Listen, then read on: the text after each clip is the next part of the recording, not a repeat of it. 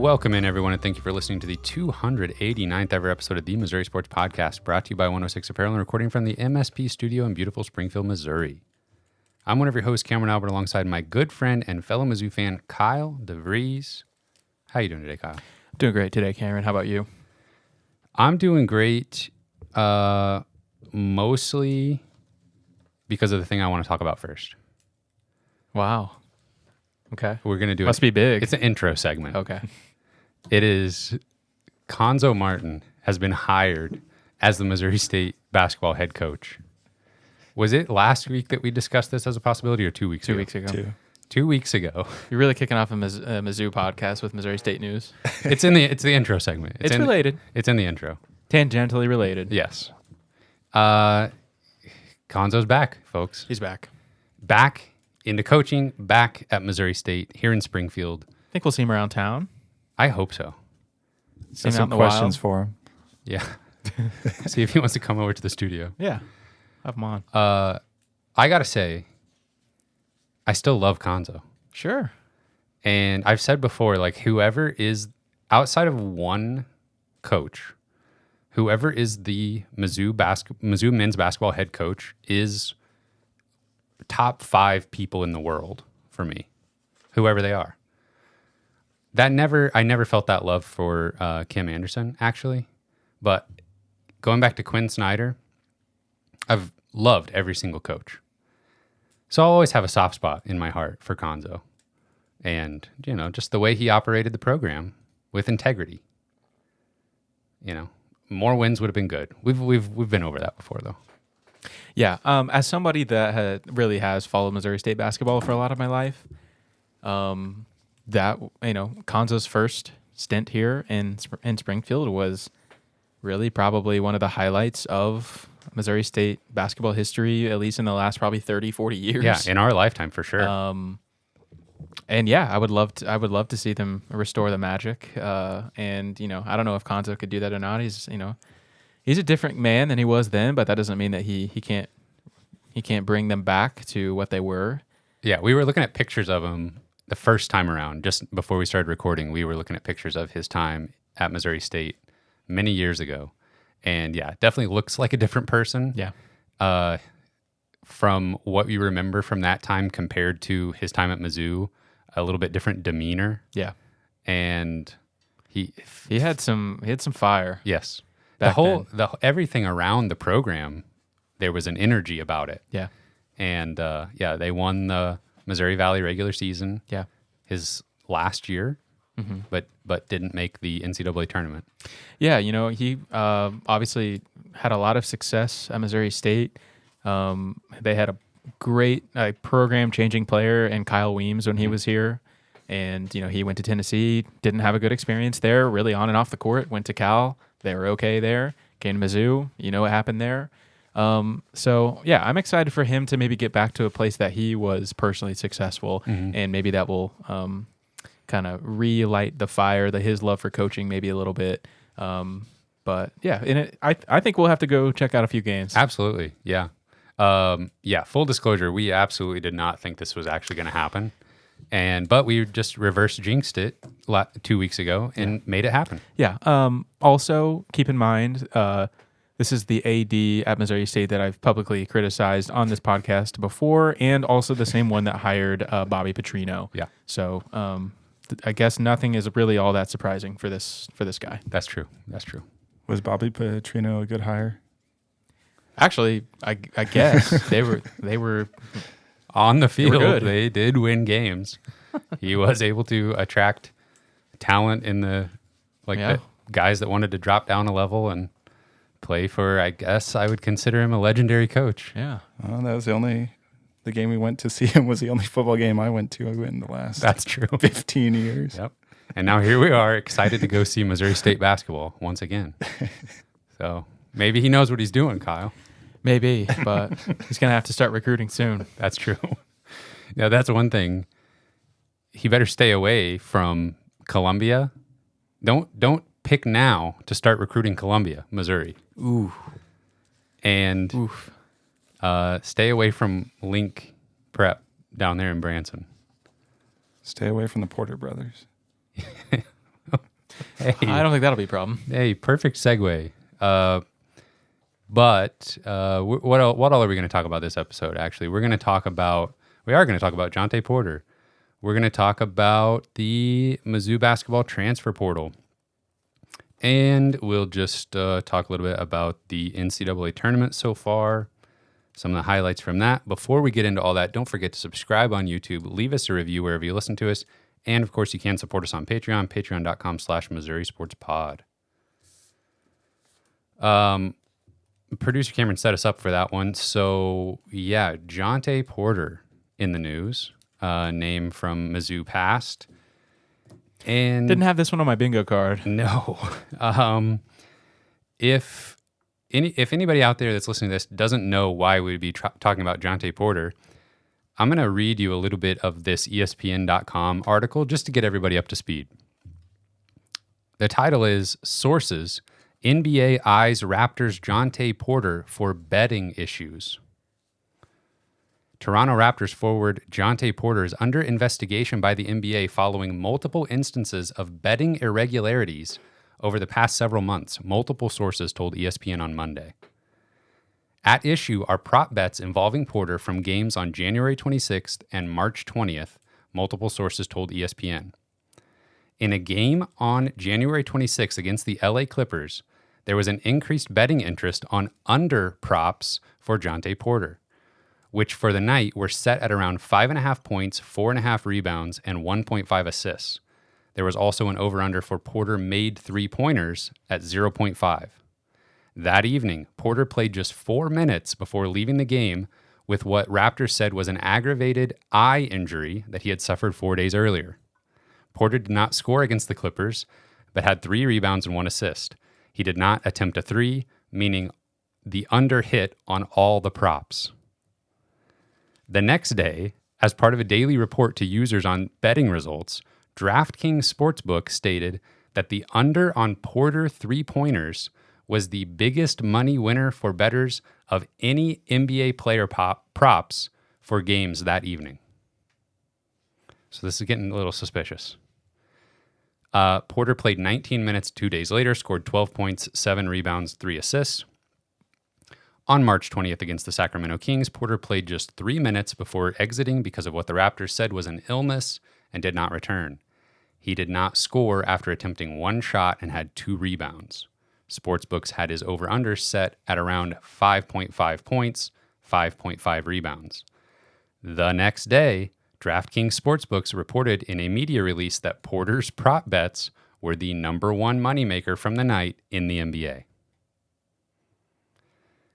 So there's more to this article. It kind of goes into his backstory a little bit, but that is the gist of it. That's what happened. Yeah, I mean, you basically have the irregularity of it, like not only, people just making bets on, Jontay Porter, which is pretty random. He's kind of very much a secondary player, but like bets that are like 10 times the amount of like a normal prop bet size. So people just literally making like max bets on something so random, specifically unders, and then like something really like strange happening to where he has to leave the game and all the unders hit. Yeah. So like obviously we have no idea if they're actually correlated or if there was like some kind of organized something going on, but it looks weird. I'm not gonna lie. Yeah, it looks bad. Yeah. I was trying to think of like, okay, like best case scenario. I don't know. Like, for his sake, you got to hope that there's some deniability here because to some extent, it's like, how can you prove this exactly? That he would actually be involved with like tipping people off that he's going to, and then like intentionally leave the game early and say his eye hurt or whatever. I mean, that's like worst case scenario. Yeah. He is like telling people, I'm going to get out of this game early. Yeah. But it's also like, Jontay Porter, he's a young player who was fighting for a roster spot. Yeah. He really hasn't played much in his career. Finally getting a chance. Like, why would he, risk an opportunity to play just to help somebody else hit their bet? Like why, And it's not sense. Like, I mean, we are familiar with the Porter family. It's not like they're hurting for money. I mean, just, we know that. So it's not like he's personally looking to profit. I wouldn't imagine he's personally looking to profit because, his NBA career probably isn't going to be very long, or, he's not looking at a max contract coming up and he needs to like be sending money home to his family. That's not really the situation, I don't think. But a random person on Twitter brought up the fact that Jontay is involved in day trading / crypto speculation to some extent. And I was aware of that. Like between his time at Mizzou and getting picked up on an NBA roster, he like started a company where he was trying to coach people through stock trades and stuff like that. And so, but this random person on Twitter was showing screenshots of a Jontay run Discord server where they're making stocks plays and stuff. And obviously, we talked about like GameStop on this podcast when that was going crazy. I mean, everybody was in, checking their Robinhood account every 10 minutes back in like 2000 and like 2021. Jontay had some people that were doing that too. That is like not very related to sports betting. And that was several years ago when he was not in the NBA. But I don't know, if you're in some circles of people that are trying to, day trade and find stocks that are being short sold and stuff like that, I mean, you're dealing with some folks that are trying to make a quick buck. It's definitely gambling adjacent. Yes, of course. Yeah. Definitely. Yeah. So, I don't know. It's not ideal. I'm hoping that this can just be like a lesson learned. This looks bad, but we have no way to prove anything. So let's just move on. Keep your nose clean, and we'll forget about it. Yeah, it's gonna be interesting to see if anything else comes out with this. Yes, not ideal for sure. Getting into some more directly related to Mizzou type of news. Mizzou basketball is hot and heavy in the transfer portal. I've got some names that Mizzou has confirmed to have reached out to. Also, Kurt Lewis announced he's transferring out of the program. It'll be interesting to see if he follows Smith Peters to where was he headed? Southern Illinois. Yeah. Was he actually going there, or was he just rumored? I don't think he's actually left Mizzou. Is that the case? I don't know. You just had it in your head. Already. Yeah, in my head, he was like absolutely gone. I don't think he has left. I think you're right. But he might. He's been rumored to be looking at several different jobs, head coaching positions maybe. Yeah, I just see him on a short list for, Southern Illinois. I think he was actually linked to the Missouri State opening a little bit too. Oh, okay. Oh, well, forget that part. Kurt Lewis out of the program. Smith Peters still in, apparently. Hey, you might have another prediction coming down for you. That's what we do. Okay, so that means Carolero Martin, and Mebor Majak, and now Kurt Lewis, players who had eligibility remaining that will not be returning to Mizzou. And I've got a few players here that Missouri has reached out to. Probably too many names, honestly, but we'll go through them real quick and maybe pick some of our favorites who we'd like to see potentially, and maybe who is most likely. First guy I have here is Furman transfer guard JP Pegues.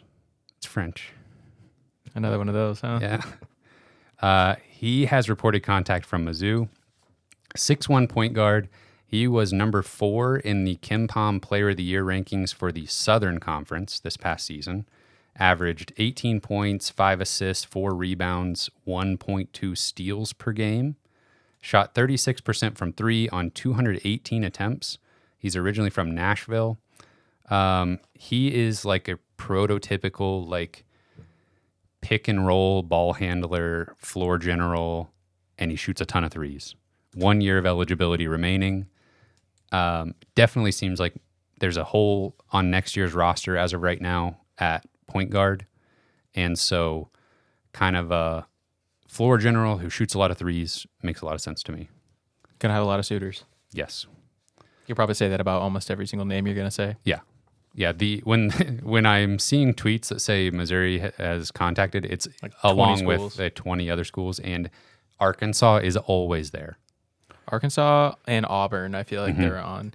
I've also noticed a random trend. Some of these transfers committing to schools that are still in the NCAA tournament. Yes. Like I saw Gonzaga Yes. landed somebody the Yes, other day. one of the Pepperdine guys. Yeah. Yeah, I don't know. Like, I guess you got enough people on Coaches staff. are busy. Yeah. Yeah, there's a little break between games They here. just have the NIL guys recruiting. Like coaches like, hey, coach, we got somebody. Yeah, exactly. The head of the NIL collective. Next guy I have here is Iona transfer guard Greg Gordon. 6'5" guard, played 2 seasons at junior college before this past season at Iona. Averaged 16 points per game on 55% shooting, 7.3 rebounds per game. So a bigger guard. Originally from Chicago, so probably a connection there to Coach Gates. He did leave Iona in February for personal reasons. He has 1 year of eligibility, but like I said, a bigger guard, good rebounder, and not as much of a three-point shooter.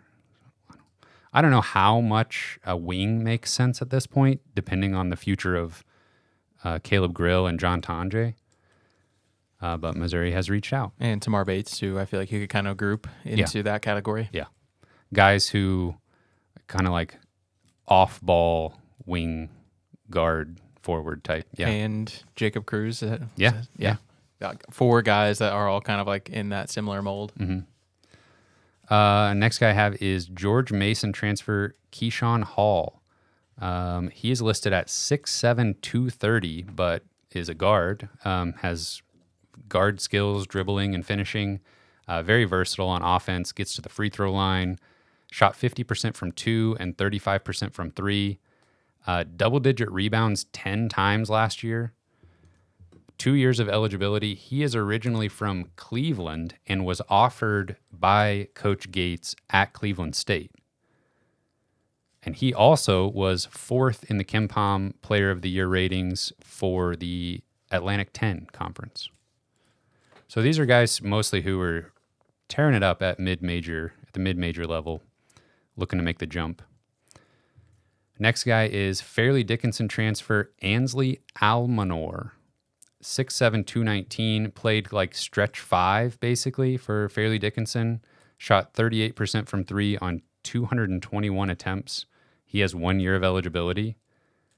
I feel like they're still chasing, and I like Jacob Cruz kind of fits this mold, but I feel like they're chasing what they wanted Noah Carter to be this past season, which is a good thing to look for, I think. I've got a big man on the list, Chattanooga transfer Sam Alexis, 6'9", 230, shot 60% from 2 on over 200 attempts, 10-plus rebounds in 13 games last year. A good shot blocker. He is originally from the Orlando, Florida area, has 2 years of eligibility. I believe I saw he announced visits, and Missouri was not included. Oh. Just like literally a few hours before we started recording. Forget about him now. He's gone. Yeah. Put it out of your mind. Next guy I have is Drake transfer Kevin Overton. 6'5" wing, started every game for Drake this past season as a true freshman. Shot 34% from 3 and 57% from 2. He is like your prototypical low turnover, high efficiency wing. He has 3 years of eligibility left, originally from Oklahoma City. My kinfolk's on the move. That's true. Where's he They're headed? we're not related. Darian DeVries and his son Tucker DeVries are going to West Virginia. He's going to be the head coach at West Virginia, That's right. taking over for Bobby Huggins. You're going to get like a cease and desist letter. We're going to get one saying, don't say we're related. You're not getting any of this West Virginia money. Oh, it was worth a shot. Yeah. Hey, this West Virginia money. So probably Drake's going to have to, they're going to be a little bit different team next year, sounds like. Yeah, I think so. Next guy I have is, again, though, the 6'5" wing who still has 3 years of eligibility. Feels like Missouri has a lot going on in that part of the lineup. Next guy, South Dakota State point guard Zeke Mayo has heard from Mizzou. You might just write this guy off completely. He is originally from Lawrence, Kansas. So Where is he transferring from? From South Dakota State. Okay. Spent 3 years there. He is like a do-everything guard, shot 38% from 3 on 211 attempts. Do you want me to go? He's good. Is that a patented Cam prediction? Does that have the Yeah. stamp? I mean, yeah, I think he ends up a Jayhawk. Oh, okay. Yeah, so probably don't even worry about it. He's not very good, sounds like. If he comes to Mizzou, he'll be great. Yeah. Otherwise, don't even worry about it. Mm-mm. Did you see the... I don't... Nope. We shouldn't talk about him on this podcast. Okay, forget it. Last guy I have here is Iowa transfer point guard Tony Perkins. 6'4" point guard, averaged 14 points, 4.6 assists, 4.4 rebounds, 1.6 steals per game. He only shot 30% from 3, but only attempted 77 threes, so not really a three-point sharpshooter. He did attempt 302-point field goals. That's a lot. And converted those at 47%. Gets to the free throw line, high assist rate. A couple numbers jumped out at me. In Big Ten play, he had 14 assists in a game versus Northwestern and 15 assists against Nebraska. So that's Iowa transfer Tony Perkins. All of these guys that I mentioned have reported contact from Mizzou. Guys to keep an eye on. If I was picking, of course, we still have Javon Porter and Taris Reed, and I really like St. Louis transfer Sincere Parker. I would take Sincere Parker in a heartbeat. Yeah, I think some of those names that you're talking about are probably a little bit unrealistic for Mizzou, but because I feel like they're some of like the hottest names in the portal right now. Yeah. But I do think that I think Porter and Parker are both like very realistic options that I'd be very excited about that are still out there. Yeah. And I do like the connection on a couple of these guys, though. The one that's originally from Cleveland. Like JUCO connections, if Smith Peters is still going to be on staff. Right. Yeah. So there's the Cleveland connection with Keyshawn Hall. There's the Chicago connection with Greg Gordon. Those probably feel like maybe a couple of the more realistic options. Yeah. But Missouri definitely still after a point guard. I was looking over the roster today, and I mean, at a true number one to run your offense, we've got Anthony Robinson, and that's about it. Like T.O. Barrett, that's kind of it at point guard. That will not be who we go into the season with. Yeah. But there are so many people in the portal. Like there's so many names that it's a little bit overwhelming, and I'm just letting it kind of like wash over me, and just like I'm just watching. I'm just being aware of everything that's going on, but it's really, really hard to try to pinpoint down like what's going to happen. And like with Cruz, I mean, it was just like I'd never heard of the guy until it was like he's committed. Right. And I have a feeling that might happen at least one or two more times where we get a commitment and it's not anyone that we had on our radar at all. And I still expect to see departures. Yeah. Oh, for sure. Like there's still, obviously, there's probably going to still be 3 or 4 at least. Yeah. It's very fuzzy on like who's on scholarship because it doesn't really matter anymore. They don't exist. Yeah. Everybody's on scholarship, or also nobody is. If everybody's on scholarship, then nobody is. Yeah. He was not impressed. I appreciate the reference. Oh, thank you. I don't know where I was going with that. But there's like 13 guys that are scholarship players still associated with the program currently, if you include Grill and Tanjay. And Caleb Brown. And Caleb Brown. Can't forget about him. So, and that's including the freshmen coming in. What did you say earlier? He was going to average a triple-double this year. Well, it's possible. If he got hurt. I mean, if he didn't get hurt. Yeah, I mean, he's got that kind of build, you know. Maybe not quite a triple-double, but like 6 points, 7 rebounds, and 7 assists. Oh, you were serious? Yeah. Oh, okay. No, he'll get close. Yeah. Okay. Is he gonna be on the team next year? Probably not. They're gonna say goodbye to the brother. They were ready to do it. Yeah, they last were. year. Kobe Brown. I don't know how. Cuonzo Martin Okay. recruited Kobe Brown. And Caleb. I guess you're right. Okay, come on down. We're gonna have 2 teams to root for in basketball before this is over.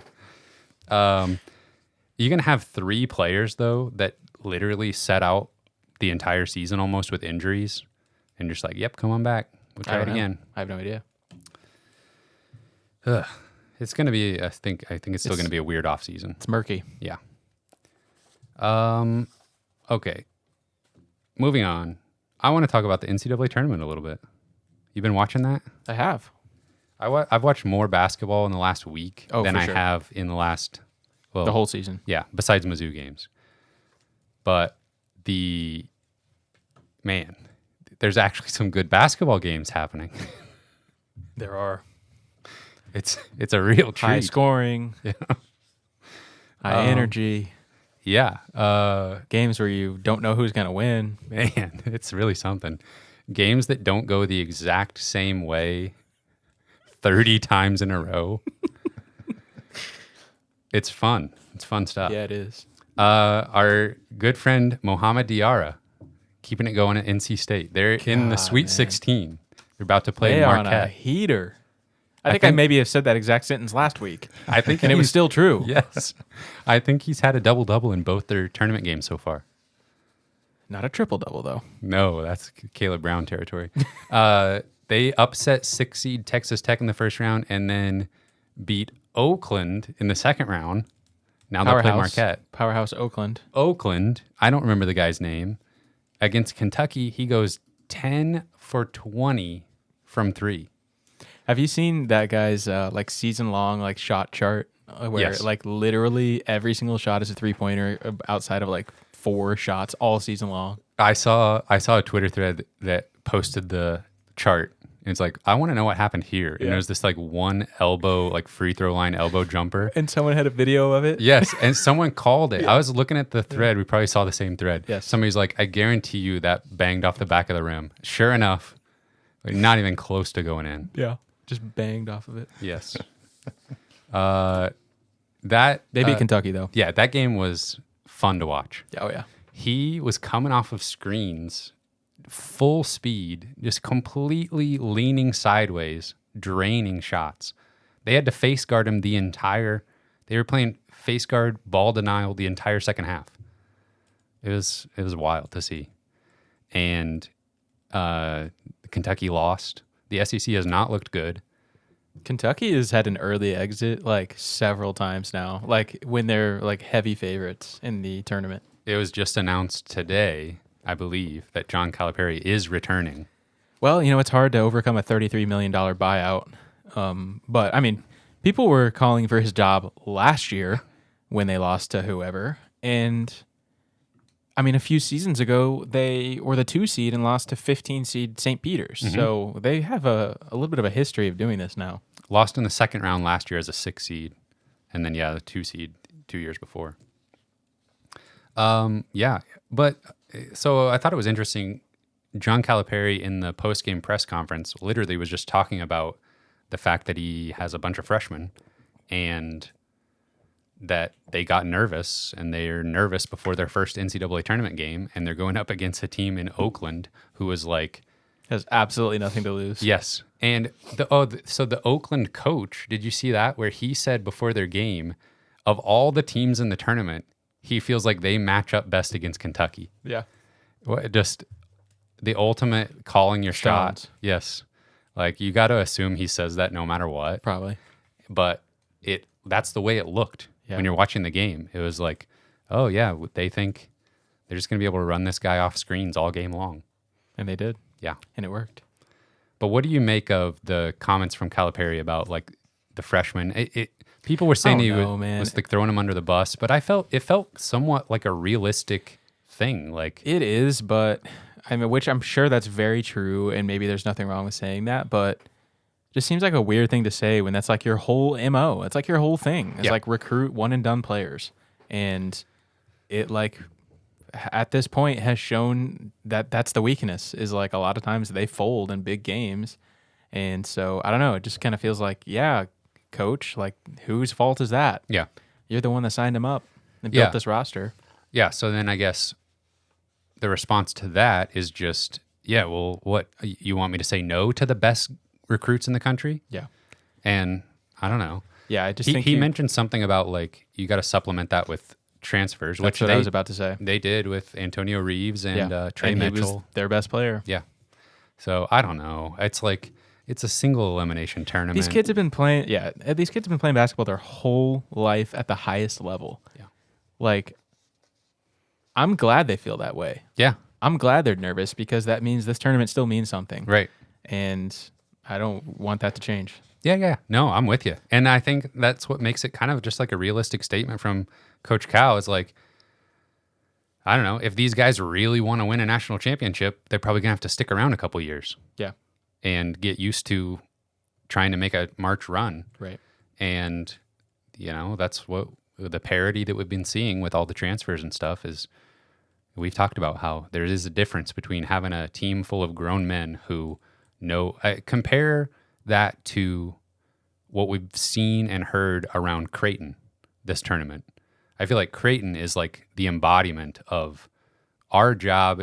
We are not thinking about anything other than trying to win this tournament. Yeah.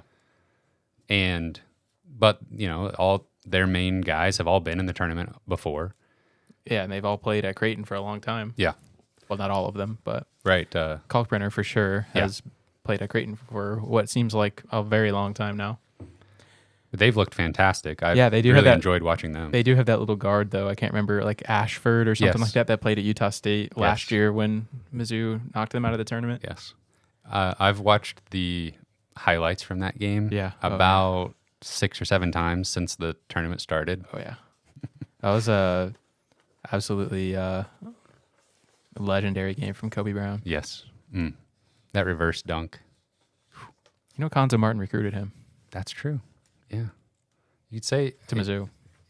he really set up Dennis Gates that first year. Just handing him Kobe. Yeah, I guess you're right.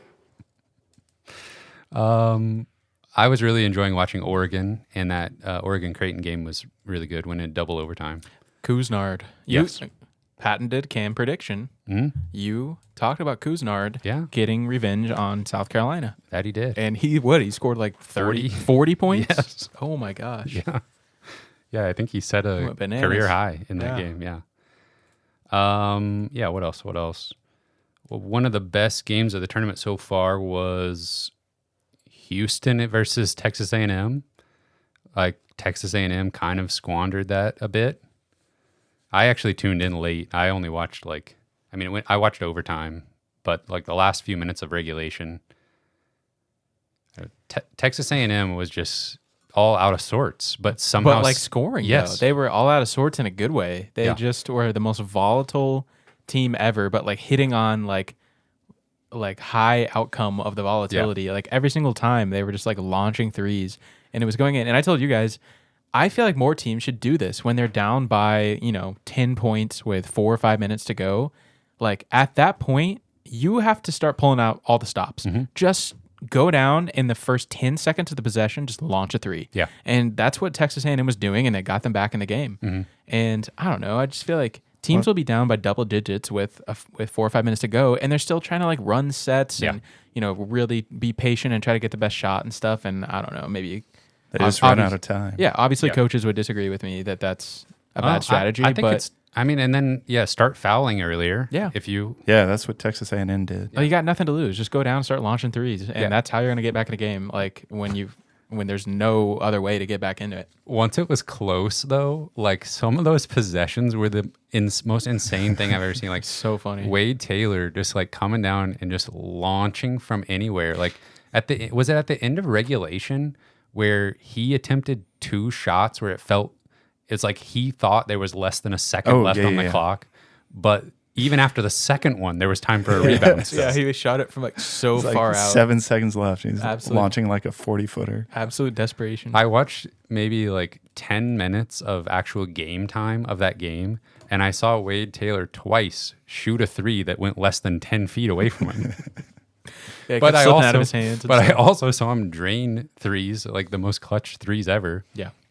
And then Radford, just like a bowling ball, just like trucking everybody through the lane to just get a foul, and that was working as well. Yeah. That was like one of the most like out of control, but working.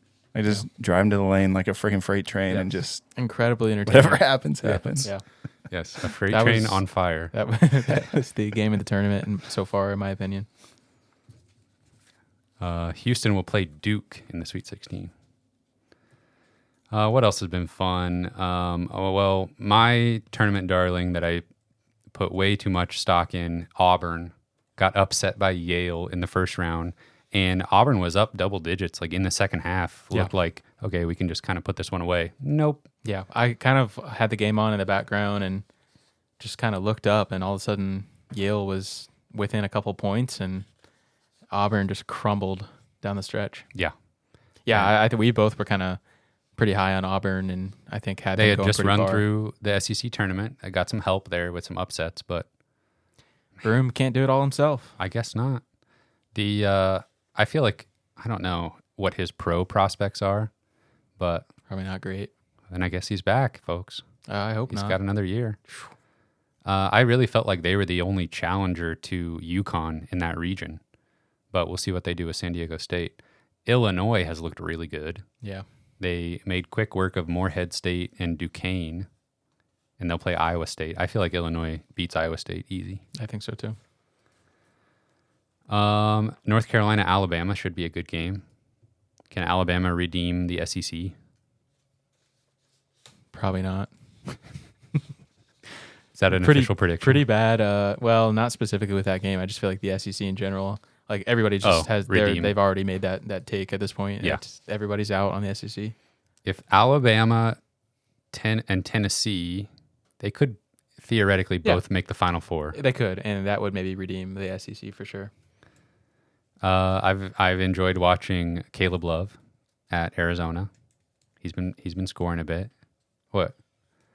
We don't like Caleb Love? I'm just, I'm maybe a little bit salty. That's all. Well, yeah. The theme of this tournament is look at all these players that could have, in an alternate universe, been at Mizzou. Look at all these players. Look at all of them. Caleb Love, Kalkbrenner,